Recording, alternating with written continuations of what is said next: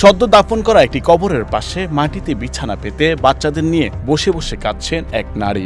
এমন ভিডিও সামাজিক যোগাযোগ মাধ্যমে ভাইরাল। নেটিজেনদের আবেগে ভাসছিলেন ওই নারী। তবে এই ঘটনার পেছনে রয়েছে সত্য গল্পকে দামাচাপা দেওয়ার চেষ্টা আর ইউটিউবারদের দেখে কান্নার ভান করার সাজানো নাটক। উনি ওঠার যখন যেটা প্রয়োজন, যখন ক্যামেরাম্যানরা আসে, বিভিন্ন ইউটিউবাররা আসে, তাদেরকে দেখানোর জন্য সেখানে যে অবস্থান করে। আমার বৌমা মনে করেন যখন ওই যে যারা ক্যামেরাম্যান আহে ওই যে কি জানি কই ইউটিউব নিয়ে কি জানি হেরা আইলে পরে ওই জায়গায় যায় পরে ওইটা ভিডিও কইরা পাঠিয়ে করা হইলে অতক্ষণই থাকে, তারপর আর থাকে না। আমি কবরের পাশে আজকে যাইনি, তারপরে যে আপনারা সবাই আসলেন তখন আমি এই যে কবরের পাশে গেছি। গাজীপুরের কালিয়াকৈর উপজেলার উত্তর লস্কর চালা গ্রামে এই দৃশ্য দেখা যায়। ওই নারীর নাম সোনিয়া বেগম।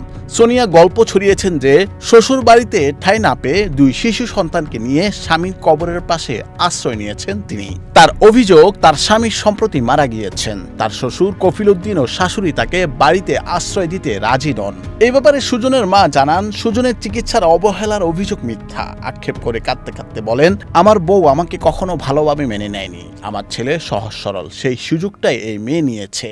আমার বৌমা আমাকে কোনোদিন মেনে নেয় নাই, আমাকে লগে কোনোদিন থাকেই নাই। আমার ছেলের অনেক সবাই ভালোবাসতো, আমার ছেলে অনেক নরম মেজাজের একটা মানুষ ছিল। সুযোগটাই আমার বৌমাই সবসময় নিত।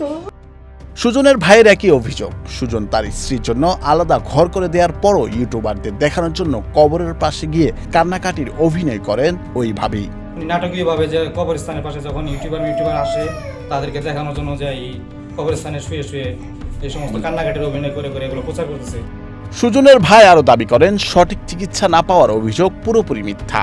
উল্টো ভাবি আমার বাবাকে জমি নিয়ে নানাভাবে চাপ প্রয়োগ করে। স্থানীয় লোকজনের সঙ্গে কথা বলে জানা গেছে, সোনিয়ার মৃত স্বামী সুজন তার বউয়ের জন্য আলাদা বাড়ি করে দিয়েছে। সুজনের শাশুড়ি এই জায়গাটা সুজনের বউকে কিনে বাড়ি করে দিছে। সুজনের বোন নাম হচ্ছে সোনিয়া। সবশেষ জানা যায়, সুজনের স্ত্রী এবং শ্বশুরের মধ্যে বিবাদ মিটিয়ে দেওয়া হয়েছে। স্থানীয় প্রশাসনই ওই আলোচিত ঘটনার সমাধান করেন। বৈশাখী সংবাদ।